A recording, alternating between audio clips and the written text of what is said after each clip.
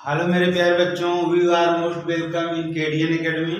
आप हमारे channel KDN academy को लाइक, सब्सक्राइब और शेयर करिए, ढेर सारा प्यार दीजिए, क्योंकि मैं अब क्लास 10 की क्लास को आगे बढ़ा रहा हूँ। सुबह में बच्चों मैंने आपको जो इसमें बनाया था वीडियो, उसमें बताया था कि वैद्युत धारा में कार्य कैसे होता है। ठीक है, तो अब यहाँ पे हम विद्युत धारा के ऊष्मीय प्रभाव की व्याख्या करेंगे। किसकी व्याख्या करेंगे? वैद्युत धारा के ऊष्मीय प्रभाव की व्याख्या करेंगे। तो होता क्या है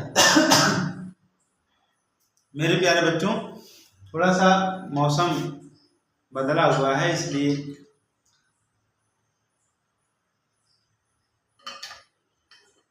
मैं आज पहले से इसलिए लिख दिया हूं ताकि वीडियो जो है कम समय में ज्यादा चीजें कवर हों।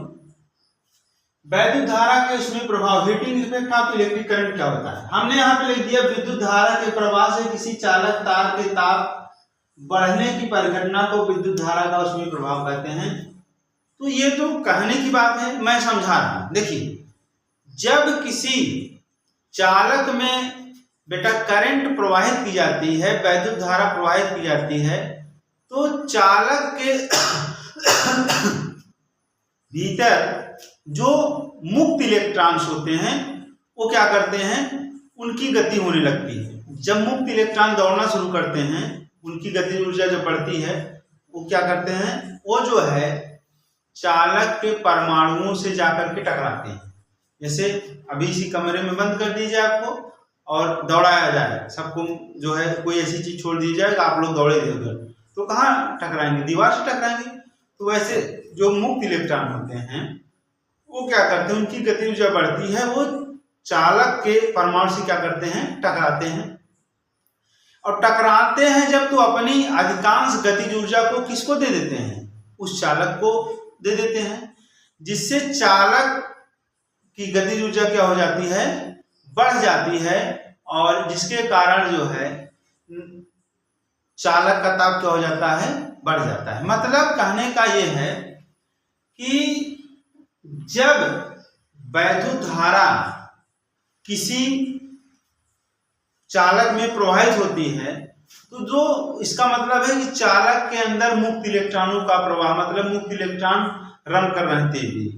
जब मुक्त इलेक्ट्रॉन की गतिज ऊर्जा जो है स्पीड बढ़ती है, तो क्या करते हैं, वो अंदर ही अंदर चालक के परमाणु से टकराते हैं। जब जिससे टकराते हैं उसको अपनी अधिकांश गतिज ऊर्जा को स्थानांतरित कर देते हैं, अर्थात जो मुक्त इलेक्ट्रॉन की गति ऊर्जा है वो किसमें किसके पास ट्रांसफर हो रही है? चालक के परमाणु के पास। इसका मतलब है परमाणु की क्या हुई, परमाणु की गतिज ऊर्जा बढ़ गई। जब परमाणु की गति ऊर्जा बढ़ जाती है तो चालक तार का ताप क्या हो जाता है, बढ़ जाता है। इसी को बोलते हैं वैद्युत धारा का ऊष्मीय प्रभाव बोलते हैं, अर्थात विद्युत धारा के प्रवाह से किसी चालक के ताप बढ़ने की परिघटना को विद्युत धारा का क्या बोलते हैं, ऊष्मीय प्रभाव बोलते हैं। और अब हम लोग यहाँ पे डिस्कस करें चालक में उत्पन्न ऊष्मा की गणना। चालक में उत्पन्न ऊष्मा की गणना मतलब किसी विद्युत चालक में ऊष्मा कैसे उत्पन्न होती है, इसकी गणना। तो देखिए, जब किसी चालक को करंट दिया जाता है, जब किसी चालक में विद्युत धारा प्रवाहित की जाती है, तो उस विद्युत धारा की वजह से या तो उसमें कुछ यांत्रिक कार्य हो या तो कुछ रासायनिक ऊर्जा में परिवर्तित हो। अगर यांत्रिक ऊर्जा, रासायनिक ऊर्जा में वह विद्युत धारा नहीं परिवर्तित हो पा रही है, तो इसका मतलब है वह क्या करेगी, चालक के ताप में वृद्धि करेगी, अर्थात उसकी जो धारा होगी वह क्या होगी, ऊष्मा में परिवर्तित हो जाएगी। ठीक है, मतलब अगर किसी चालक को हम क्या करते हैं, वैद्युत धारा देते हैं, तो अगर उस वैद्युत धारा देने से या तो यांत्रिक कार्य हो या तो रासायनिक ऊर्जा में परिवर्तित हो। अगर यांत्रिक ऊर्जा या रासायनिक ऊर्जा में वह वैद्युत धारा परिवर्तित नहीं हो रही है, कार्य नहीं कर रही है, तो किस रूप में कार्य करेगी ऊष्मीय ऊर्जा के रूप में वह कार्य करेगी। किस रूप में कार्य करेगी? ऊष्मीय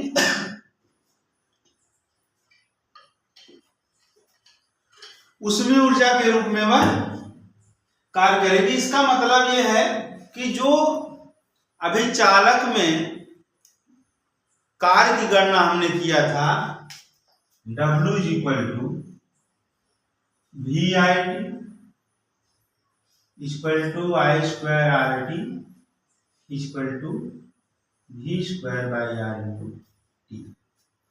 ये कार्य मात्रक क्या होता है? जूल। तो ऊष्मा का मात्रक क्या होता है? कैलोरी होता है। इसका मतलब ये है कि अगर हम ये जान जाएं कि 1 जूल कितने कैलोरी के बराबर होता है, तो इसी फार्मूले को कन्वर्ट कर देंगे। इसका मतलब यह है, जैसे यहाँ पे हमने लिखा है कि 1 कैलोरी बराबर कितना होता है? 4.18 जूल, नियर अबाउट 4.2 जूल के बराबर होता है 1 कैलोरी।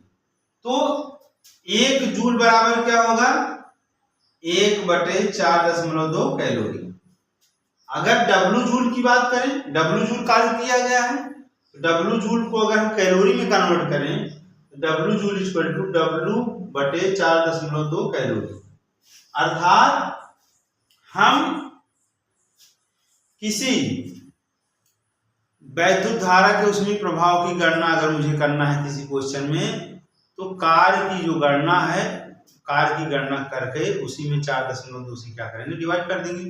क्योंकि ऊष्मा और ऊष्मा ऊर्जा का ही रूप है, एक कार्य का ही रूपांतरित भाग है। और अगर हम इसको चाहें तो जूल को सिर्फ कैलोरी में कन्वर्ट कर लें, वर्क डन निकाल करके हमारा जो है उसमें ऊर्जा प्राप्त हो जाएगा। मतलब किसी क्वेश्चन को हल करने के लिए हम क्या करेंगे? हमको सिर्फ इतना करना है कि चालक में कार्य को निकाल लेना है, और जो कार्य आए उसी में 4.2 से क्या करना है? डिवाइड कर देना है। तो हमको किस में प्राप्त हो जाएगा? हमको वह कैलोरी में प्राप्त हो जाएगा, वही हो जाएगा विद्युत ऊष्मा। जैसे यहाँ पे हो गया। अब W बराबर होता था W VIT, 4.2 से भाग दे दिया, ये ऊष्मा का हो गया फार्मूला। I स्क्वायर RT 4.2 से भाग दिया, V square by R into T 4.2 से भाग दिया। यह क्या हुआ? ये हीट में कन्वर्ट हो गया। मीन्स जो कार्य था किसमें वो कन्वर्ट हो गया? ये ऊष्मा में कन्वर्ट हो गया। अगर हम सपोज दैट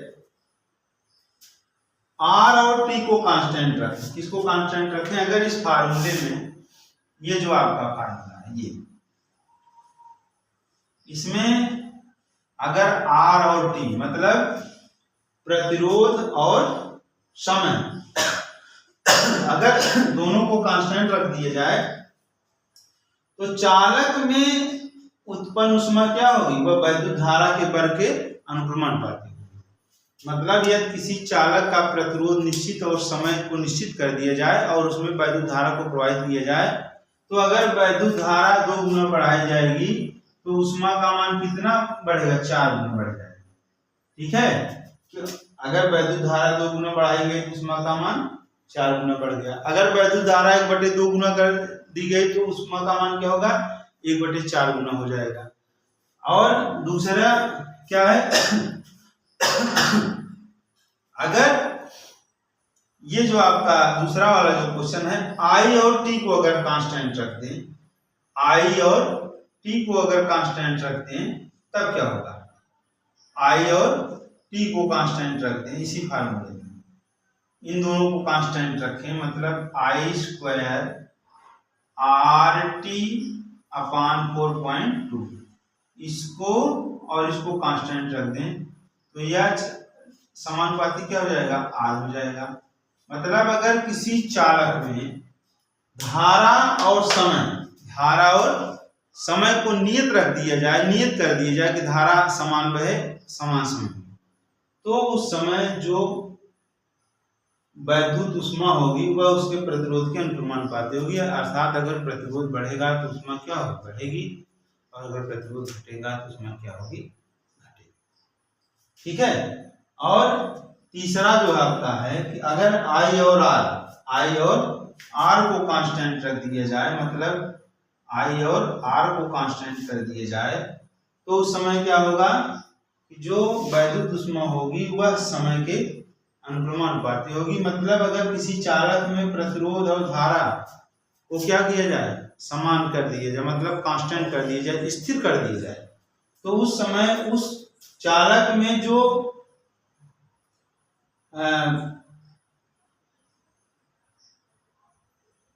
अगर किसको समान कर दिया जाए, आई और आर को अगर कांस्टेंट कर दिया जाए तो समय के साथ वैद्युत ऊष्मा क्या होगी, चालक में बढ़ेगी। अर्थात तार जो है समय के साथ जैसे जैसे समय बढ़ेगा वैसे वैसे तार क्या होगा, गर्म होता जाएगा। ठीक है, ये बात हुई है वैद्युत धारा के ऊष्मीय प्रभाव की बात। तो वैद्युत धारा का ऊष्मीय प्रभाव और ये इसका फार्मूला मेरे प्यारे बच्चों इसको नोट कर लीजिए, तब एक इम्पॉर्टेंट क्वेश्चन है।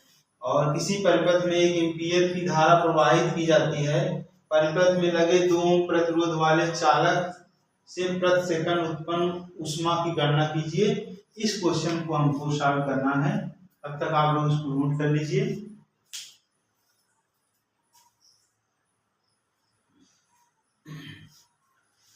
देखिए मेरे प्यारे बच्चों, मैं सोचता हूँ वीडियो थोड़ा छोटा हो लेकिन लंबा हो जाता है समझाने में। एक बार हम लोग फिर से रिव्यू करेंगे कि हमने कहा कि विद्युत धारा के ऊष्मीय प्रभाव। तो विद्युत धारा के ऊष्मीय प्रभाव में हमने बताया कि इसको रटना नहीं है भैया, कि जब किसी चालक में क्या होता है, जब किसी चालक में वैद्युत धारा प्रवाहित की जाती है, इसका मतलब चालक के अंदर जो मुक्त इलेक्ट्रॉन होते हैं उनकी गति ऊर्जा बढ़ जाती है। जब उनकी गति ऊर्जा बढ़ जाती है, वो जिससे टकराते हैं चालक के परमाणु से, उनकी गति ऊर्जा को बढ़ा देते हैं। जब चालक के परमाणु की गति ऊर्जा बढ़ जाती है तो उस चालक के तार जो होता है उसका ताप जो है वृद्धि हो जाती है। यही आपका क्या है, विद्युत धारा का ऊष्मीय प्रभाव है।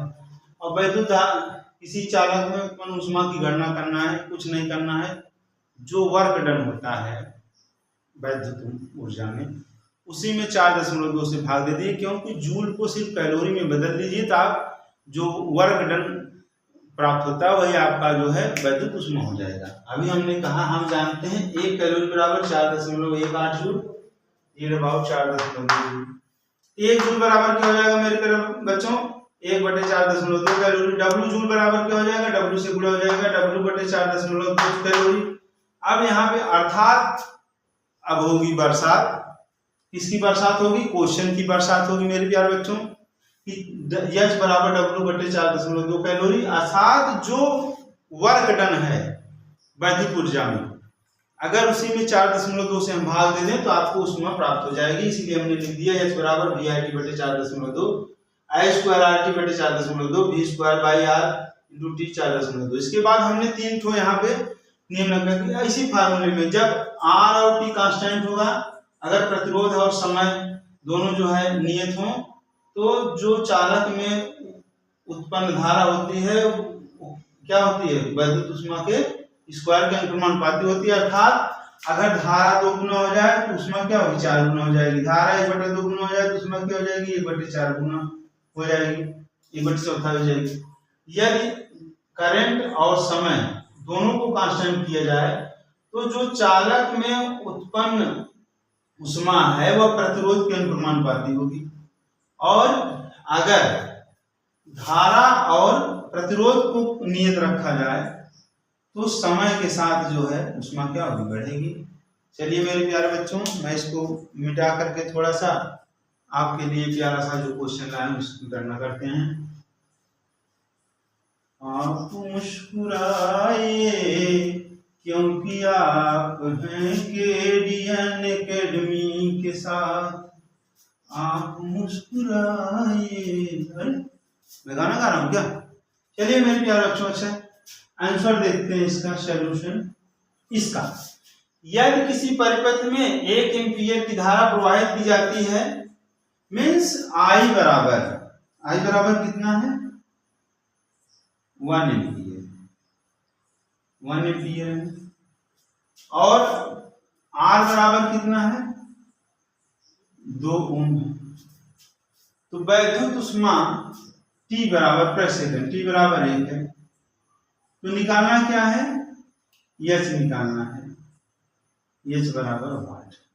अब देखिए H का सूत्र है मुझे, H बराबर VIT बटे 4 I² RT बटे 4.2 बराबर V² by R into T बटे 4.2। अब किस फार्मूले का यूज करना है? I² RT का यूज करना है। किसका करना है मेरे प्यारे बच्चों? I² RT। थोड़ा सा क्वेश्चन में मिसिंग है, ये 1 एम्पियर नहीं 10 एम्पियर है, 10 एम्पियर है। इसको बना लीजिए। ये क्वेश्चन आया हुआ है यूपी बोर्ड में। कहाँ आया हुआ है? यूपी बोर्ड में।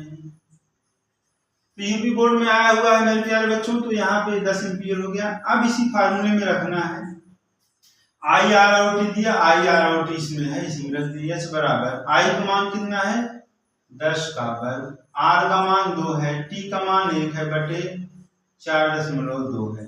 H बराबर 10 दहा में 100 गुणे 2 गुणे 1 बटे 4.2। ये मेरे प्यारे बच्चों 200 बटे 4.2। जब आप इसको डिवाइड करेंगे तो गुणा भाग तो आपको आता ही होगा। ये आएगा 47.62 कैलोरी। इसी तरह राइट आंसर। मेरे प्यारे बच्चों, आप KDN एकेडमी भाई कुलदीप सर से जुड़िए और इस चैनल को लाइक सब्सक्राइब और ढेर सारा प्यार देते रहिए, ऐसे मुस्कुराते रहिए। और इसके बाद नेक्स्ट टॉपिक जो आएगा उसमें जो है और अच्छे अच्छे क्वेश्चन करवाएंगे। तब तक के लिए मेरे प्यारे बच्चों, जय हिंद, जय भारत।